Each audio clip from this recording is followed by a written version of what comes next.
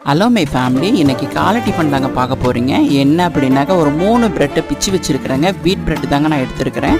அதோடு சேர்த்து ஒரு நான்ஸ்டிக் பேனில் தேங்காய் எண்ணெய் ஊற்றிருக்கிறேங்க. சோம்பு ஜீரகம் போட்டு அதோடு சேர்த்து பொடியை கட் பண்ண கருவேப்பிலை, வெங்காயம், பச்சை மிளகாய் எல்லாத்தையும் போட்டு வதக்கி முடித்ததுக்கப்புறம் ஒரு 3 முட்டையை பொத்து ஊற்றிருக்கிறேங்க. அதில் உப்பும் மிளகாத்தூளும் போட்டு நல்லா பீட் பண்ணி வச்சுருக்கிறேங்க.